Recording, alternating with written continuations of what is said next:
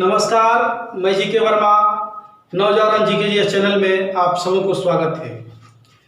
मैंने बताया था कि मैं फिजिक्स में आप लोगों को सरल मशीन पढ़ाएंगे और ये वीडियो सरल मशीन को लेकर आया हूँ। सरल मशीन जो फिजिक्स के लिए बहुत महत्वपूर्ण है। इसमें एक क्वेश्चन आपको कंपटीशन में पूछेगा।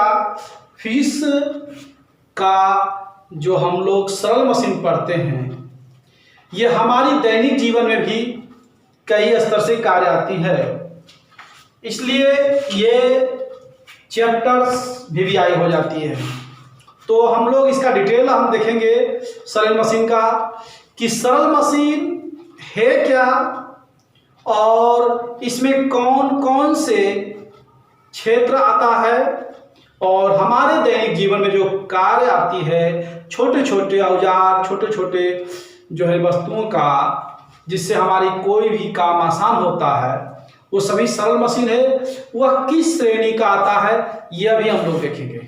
तो चलिए सबसे पहले हम सरल मशीन यानी सिंपल मशीन की आज चर्चा करने जा रहे हैं।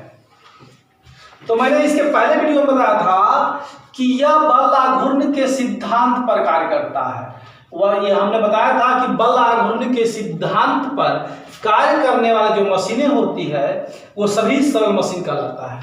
तो कहते हैं यह बल आघूर्ण के सिद्धांत पर कार्य करती है।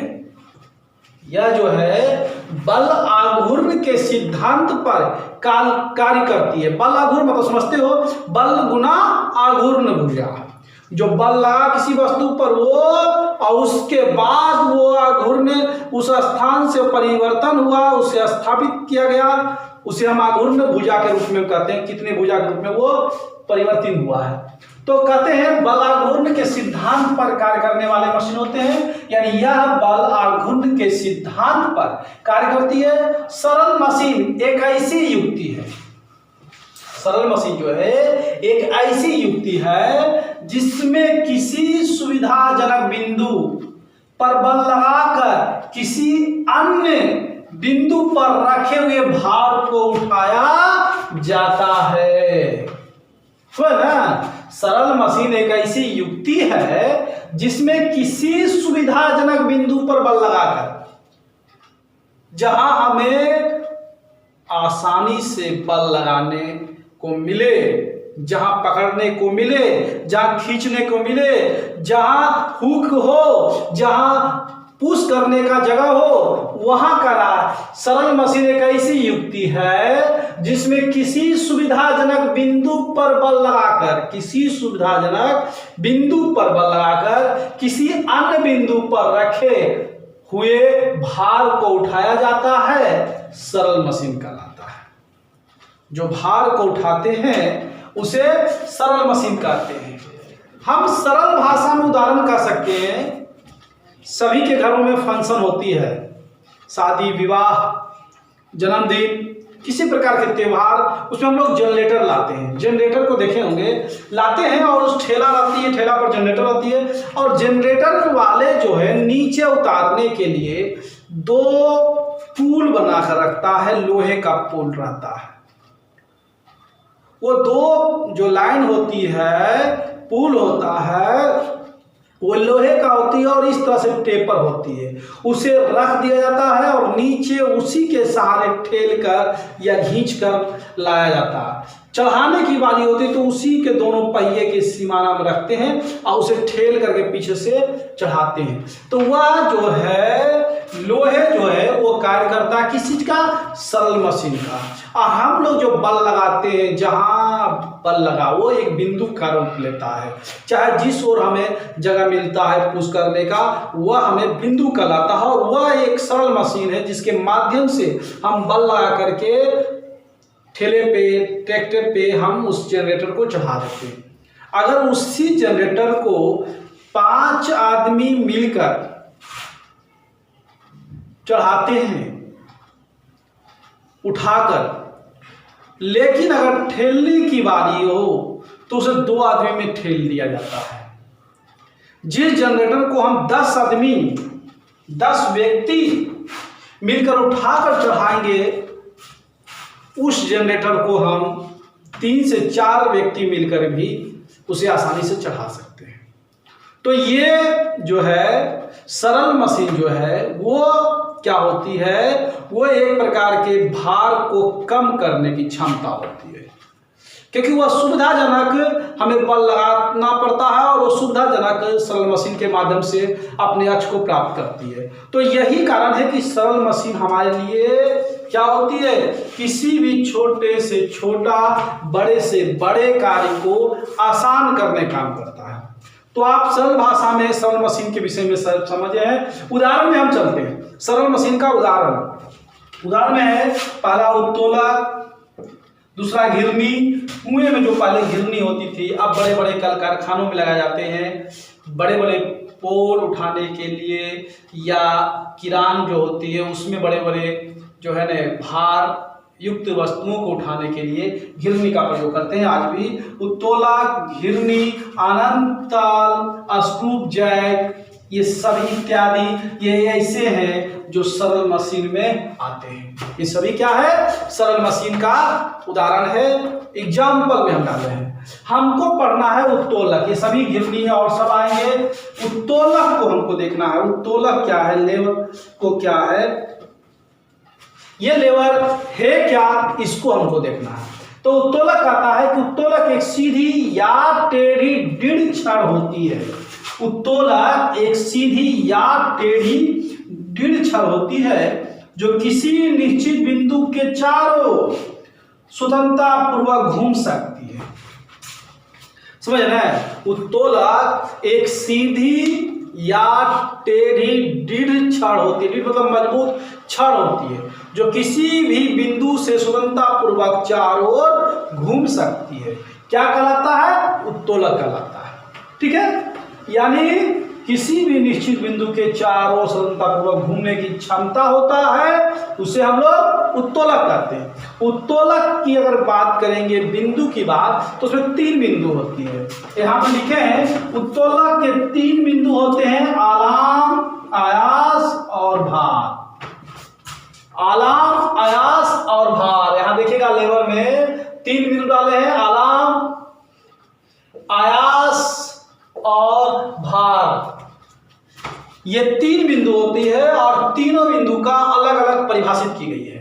सबसे पहले हम आलाम की परिभाषा करेंगे कि आलाम है क्या और क्या काम करता है। तो इसमें कहता है जिस निश्चित बिंदु के चारों ओर उत्तोलक की छड़ स्वतंत्रता पूर्वक घूम सकती है, उसे आलम कहते हैं। समझ रहे हैं ना? आलम किसे कहते हैं कि जिस निश्चित बिंदु, कोई निश्चित बिंदु है जहां आलम हो, कोई वस्तु रखा हुआ, उसकी बिंदु नीचे हो तो जस्ट नीचे केंद्र की होती है, उसे निश्चित बिंदु कहते हैं। तो कहते हैं जिस निश्चित बिंदु के चारों ओर उत्तोलक की छड़ स्वतंत्रता पूर्वक घूम सकती है, उसे हम लोग आलाम कहते हैं। जैसे हम एक चिमटा लेते हैं, चिमटा नहीं है, कैंची आप लोग देखे होंगे, चिमटा देखे होंगे, इस तरह से देखते होंगे।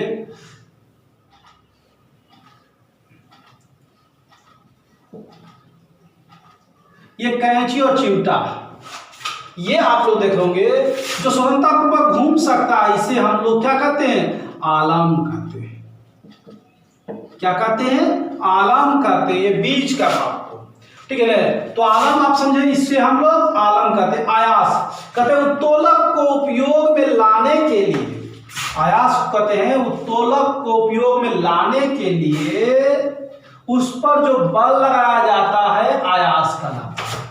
उत्तोलक के उपयोग में जो बल लगाते हैं लाने के लिए, यहाँ जो हम बल लगाते हैं, कैंची जो होती है, कैंची के जो बीच का पिंच होता है उसे कहते हैं आलम। जो बल लगाने के लिए दोनों उंगलियां को हम दाबते हैं, जहां दाबते हैं दोनों उंगलियों को, पिलास हो, सिंडासी हो, जो भी हो, ये दोनों उंगलियों को जहां दाबते हैं उसे हम लोग क्या कहते हैं? आयास कहते हैं। समझ रहे हैं ना? बीच वाले को आलाम, जहां लोग बल लगाते हैं उसे आयास करते हैं। बीच वाले इसलिए क्योंकि वो चारों ओर स्वतंत्रता पूर्वक घूम सकता है, उत्तोलक के रूप में।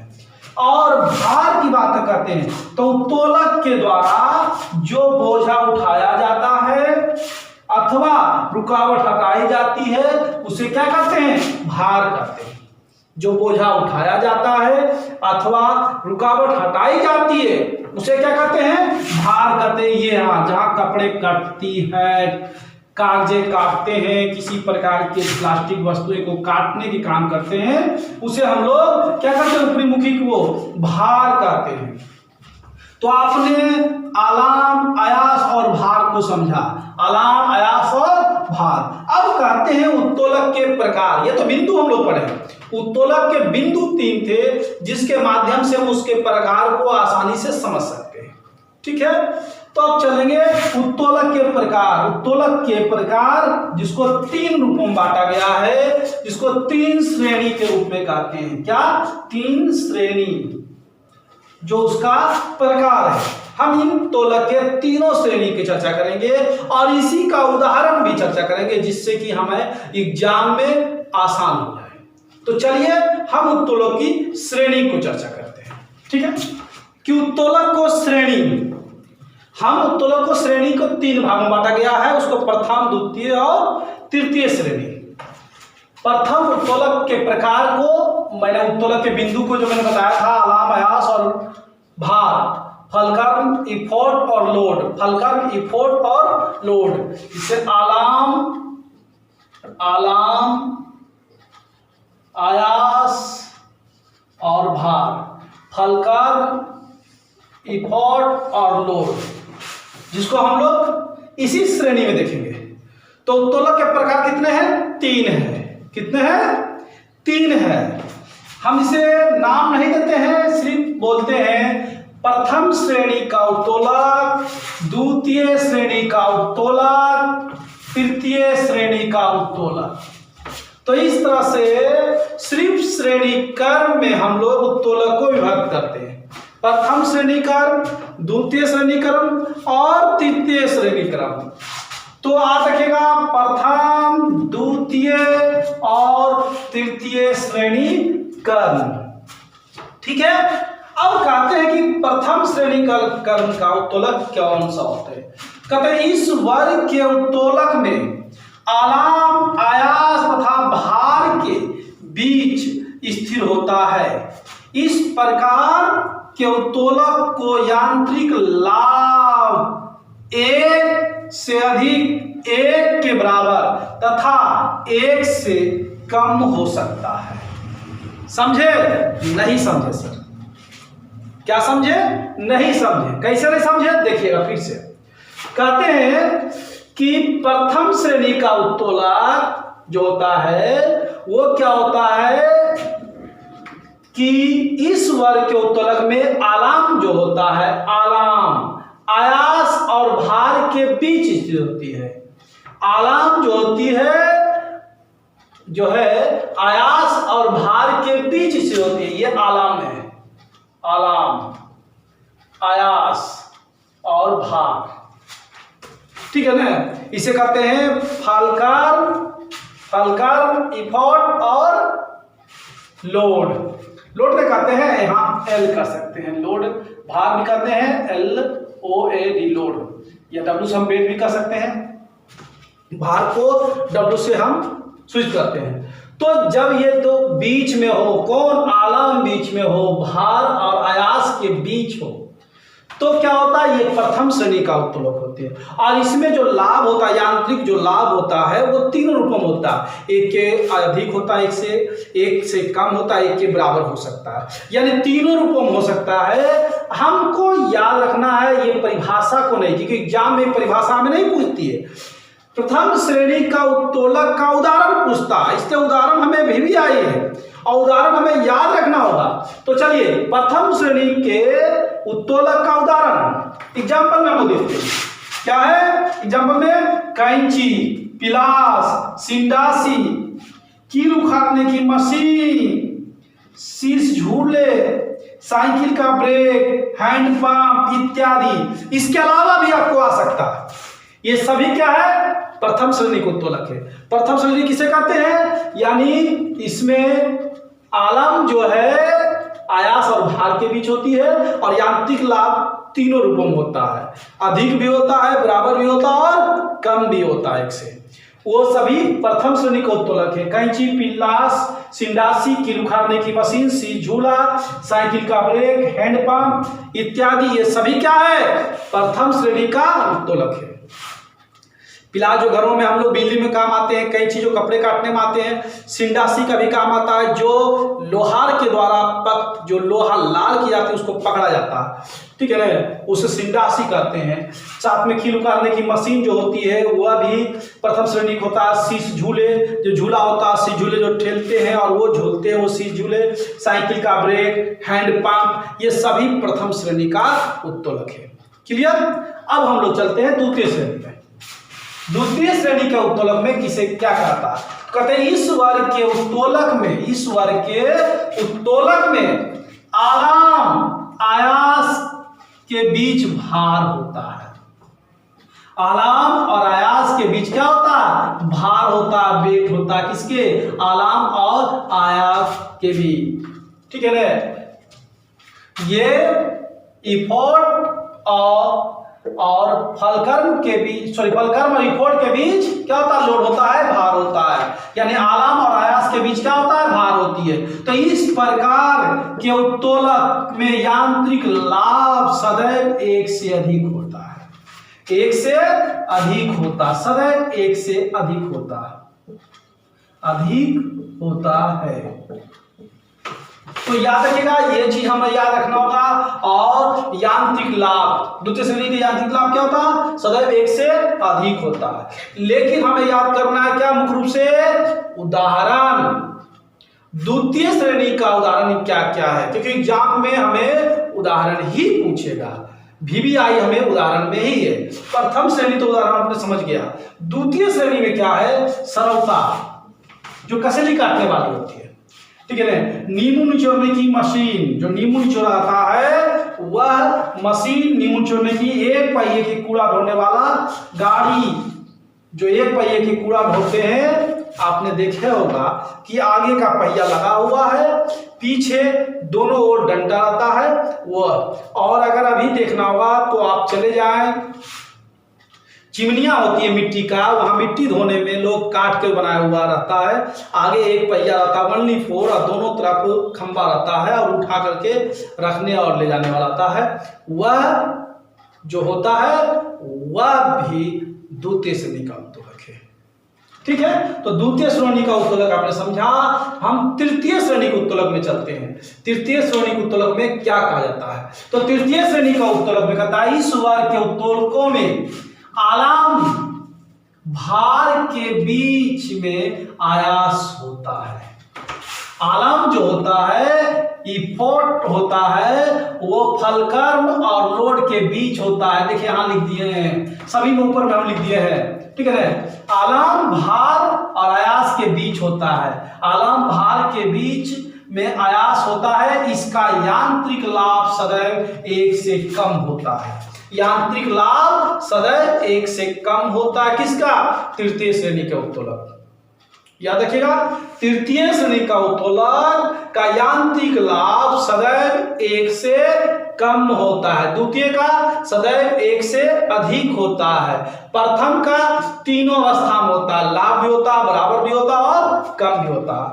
हम उदाहरण याद रखेंगे, तृतीय श्रेणी का भी उदाहरण याद रखेंगे। चिमटा, हथौड़ा, किसान का हल, मनुष्य का हाथ, ये सभी तृतीय श्रेणी का। पेचकस जो कसते हम लोग, यह भी तृतीय श्रेणी का है। तो ये सारे तृतीय श्रेणी का है जो हमें हमेशा एग्जाम में पूछता है। सब VBI है। इस टाइप के जो भी क्वेश्चन आपको पूछेगा श्रेणी क्रम में, तो आप आसानी से बता सकते हैं कि सरल मशीन ये सभी है। सरल मशीन का जो है उत्तोलक और उत्तोलक का ये भाग है श्रेणी क्रम में। तो ये आपको याद रखना होगा। अगर किन्हीं को कंफ्यूजन है तो आप स्क्रीनशॉट भी रख सकते हैं। आप स्क्रीनशॉट लेकर के आप रख सकते हैं, कभी भी काम आ सकता है आपको, ठीक है। तो हम फिजिक्स ये सप्ताह चलाएं, आपको इस सप्ताह फिजिक्स खत्म किए सरल मशीन। अगले हम चलेंगे कार्य, ऊर्जा, शक्ति, वर्क एनर्जी और पावर। वर्क एनर्जी और पावर जब फिजिक्स आएगी तो मैं आप लोगों को वर्क एनर्जी और पावर पढ़ाएंगे। इसके लिए आपको इंतजार करना होगा। ठीक है ना। लेकिन मैं कोशिश करूंगा अगले सप्ताह, हिस्ट्री बहुत दिन से छुड़ा हुआ है, मैं आप लोग को हिस्ट्री पुनः फिर लेकर आऊंगा। ठीक है, धन्यवाद, जय हिंद।